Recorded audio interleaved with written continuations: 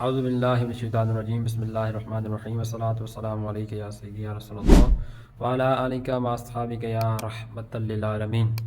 الحمدللہ، آج ہمارا سبق نمبر 5 ہے جس کا عنوان ہے تنوین۔ سب سے پہلے تو یاد رکھیے گا کہ زبر زیر پیش کو حرکت کہتے ہیں، جیسا کہ ہم نے قبل میں پیچھے سبق میں ہم نے پڑھا تھا۔ لیکن تنوین کسے کہتے ہیں؟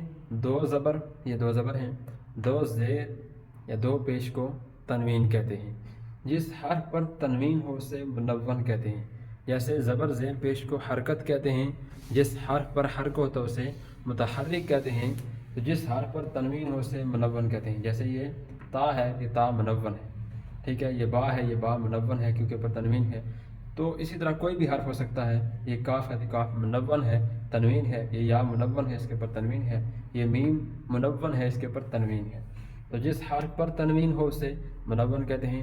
تنوین نون ساکن ہوتا ہے، یعنی اس کی جو آواز ہوتی ہے، ساؤنڈ ہوتی ہے تنوین کی، وہ نون ساکن کی طرح ہوتی ہے۔ جیسے یہ محسن اردو میں بھی آ سکتا ہے، اسی طرح احسان، ارمان، کوئی بھی نام اردو میں بھی ہو تو تب بھی اس کی آواز نون ساکن کی، یعنی تنوین پڑھیں گے تو ٹھیک ہے۔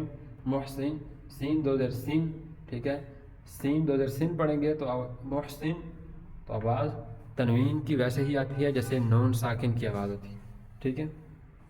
تو جیسے نون کی آواز ہوتی ہے ویسے ہی تنوین کی آواز بھی ہوتی ہے، ٹھیک ہے۔ اور تنوین لفظ کے آخر میں آتا ہے، حرف کے نہیں بلکہ لفظ کے آخر میں آتا ہے۔ یہاں پہ کیونکہ ایک ایک حرف لکھا ہوا ہے، لیکن جب یہ جیسے یہ حرف نہیں ہے بلکہ لفظ ہے، حرف ایک ہوتا ہے۔ نورن یہ لفظ ہے، خلقن یہ لفظ ہے، ٹھیک ہے۔ تو یہ تنوین حرف کی آخر میں آتا ہے، شروع میں نہیں آتا۔ اب عظیم، میم دو پیش من، تو تنوین آخر میں آئی۔ نورن دو زبر، تو یہ تنوین آخر میں آئی۔ خلقن تو تنوین قاف کے اوپر آخر میں آئی۔ کبیرن تو یہ تنوین را کے اوپر آخر میں آئی۔ اسی طرح محمد، کائنات کا سب سے خوبصورت نام، تو تنوین کیا ہے؟ آخر میں آئی، ٹھیک ہے۔ تو یہ یاد رکھ لیجئے گا کہ تنوین لفظ کے آخر میں آتی۔ اب اسی طرح شروع کرتے ہیں سبق۔ الف کے اوپر زبر زیر پیش، کھڑی اور کاف میں سے کوئی بھی آ جائے تو وہ الف نہیں بلکہ حمزہ بن جاتا ہے۔ شروع کرتے ہیں سبق۔ حمزہ، کیونکہ میں نے کہا تھا حمزہ کو، اور یہ جو حمزہ ہوتا ہے اور یہاں پر بھی حمزہ، یعنی وہاں پہ الف تھا، یہاں پہ یعنی حمزہ کو لمبا نہیں کرتے، ٹھیک ہے۔ تو حمزہ دو زبر ان، ٹھیک ہے، غنہ بھی نہیں کرنا، ان ایسے بھی یہ غلط ہو جائے گا، ٹھیک ہے۔ حمزہ دو زیر ان، حمزہ دو پیش ان، ان ان ان۔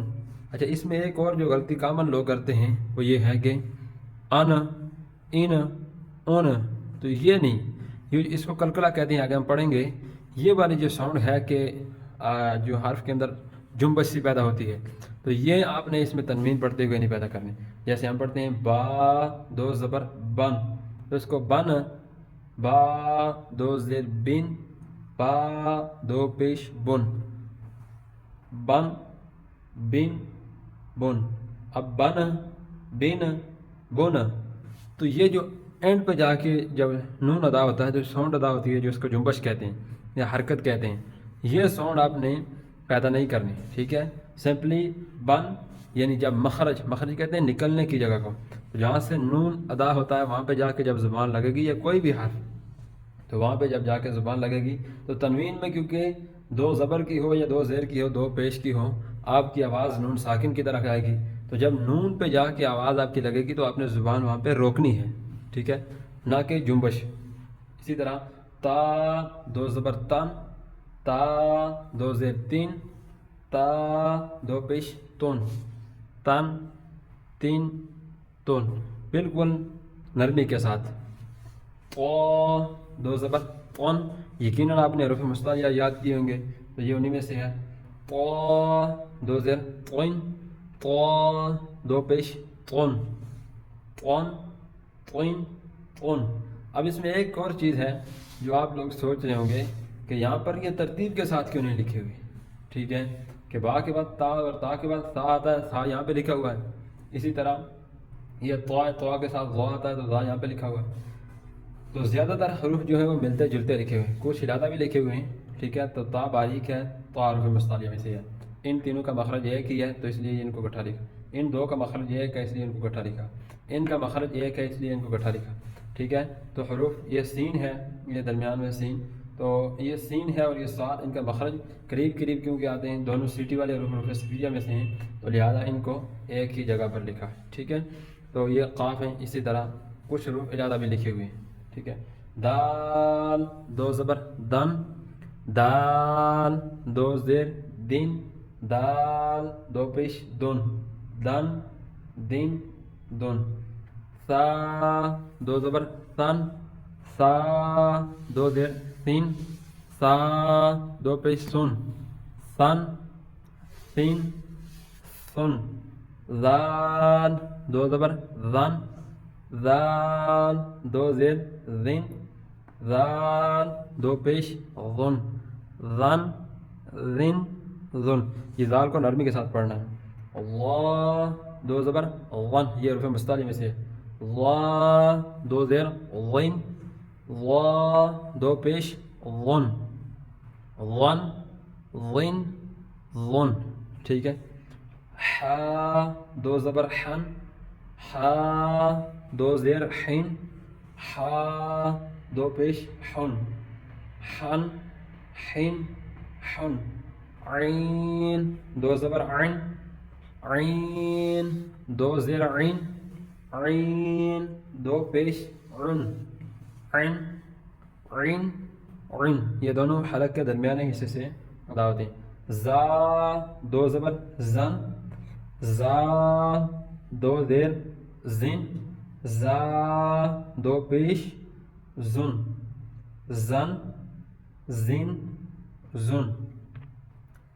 غین دو زبر غن، غین دو زیر غین، غین دو پیش غن، غن غین غن.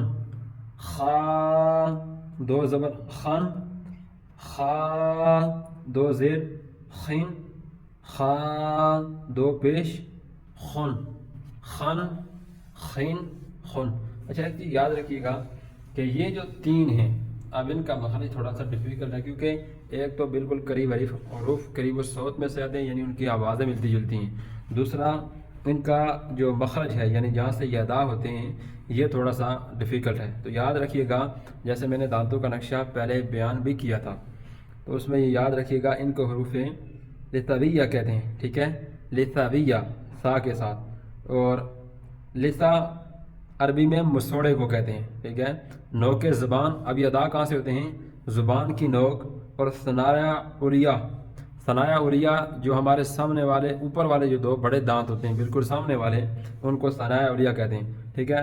تو ثنایا علیہ کا اندر والا جو حصہ ہے، ٹھیک ہے، جو مسوڑوں سے ملا ہوا ہے، اس سے اب جو مسوڑوں کے ساتھ جو حصہ ملا ہوا ہے، یعنی یہاں سے یہ نکلتے ہیں دانت، تو وہاں پر آپ زبان کا کنارہ وہاں پر لگائیں گے اور وہاں سے ان کی ادائیگی ہوگی. ان کو حروف لثویہ کہتے ہیں. حروف قریب الصوت ہیں، آوازیں تھوڑی سی ڈیفیکلٹ ہیں، ٹھیک ہے. تو میں نے دانتوں کا نقشہ بھی بیان کیا تھا، سامنے والے ہمارے جو دو بڑے دانت ہوتے ہیں، ٹھیک ہے. آگے یہ آسان ہے سارے تقریباً. سین دو زبر سن، سین دو زیر سین، سین دو پیش سن، سن سن سن. صاد دو زبر سن، صاد دو زیر سن، صاد دو پیش سن، سن سن سن. اب صاد حروف مستعلیہ میں سے ہے، اس لیے اس کو موٹا کر کے پڑھیں گے. ضاد دو زبر ضن، ضاد دو زیر ضن، ضاد دو پیش ضن. اب ضاد کا یہ یاد رکھیے گا کہ داد بھی حروف مستعلیہ میں سے ہے، لہذا اس کو بھی موٹا کر کے پڑھیں گے. ضاد کو کسی صورت میں آپ باریک نہیں پڑھ سکتے. اب ضاد اور اس کے ساتھ جو ہمارا دال، ٹھیک ہے، دال کیونکہ باریک ہے، اور ضاد جو ہے اس کو موٹا کر کے پڑھتے ہیں. آگے قاف دو زبر قن، قاف دو زیر قن، قاف دو پیش قن، قن قن قن. کاف دو زبر کن، کاف دو زیر کن، کاف دو پیش کن، کن کن کن، واو دو زبر ون، واو دو زیر ون، واو دو پیش ون۔ اب یہ جو فا واو فا میم اور با، یہ چار حروف جو ہیں یہ ہونٹوں سے ادا ہوتے ہیں، ٹھیک ہے۔ اسی طرح میم دو زبر من، میم دو زیر من، میم دو پیش من، من من من۔ فا دو زبر فن، فا دو زیر فن، فا دو پیش فن، فن فن فن۔ حمزہ دو زبر ان، حمزہ دو زیر ان، حمزہ دو پیش ان، ان ان ان۔ یا دو زبر ین، یا دو زیر ین، یا دو پیش یون، ین ین یون۔ اب اس طرح آپ نے ان کی مشق کرنی ہے۔ اب ایک تو یہ کہ ان کے مخرج بھی ہیں، جتنے 17 مخرج ہوتے ہیں، اگر مخرج پڑھائیں اور وہ یاد کرائیں تو اس طرح وہ ڈیفیکلٹ ہو جاتا ہے کہ مخرج یاد کریں اس کے بعد، ٹھیک ہے۔ تو یاد رکھیے گا، ضاد کا مخرج تھوڑا سا ڈیفیکلٹ تھا، میں نے آپ کو بتا دیا تھا، اس میں زبان کا کنارہ ہے، اور دواحق جو 3 ہماری داڑھی تھی، نقشہ بنا کے میں نے بتایا تھا، وہاں سے ضاد ادا ہوتا ہے، اس کو موٹا کر کے پڑھیں گے۔ باقی قاف یہ ہمارے منہ کی طرف والا جو حصہ ہے حلق کا، ٹھیک ہے، وہاں سے قاف ادا ہوتا ہے، یہ اتنے کو ڈیفیکلٹ نہیں ہے۔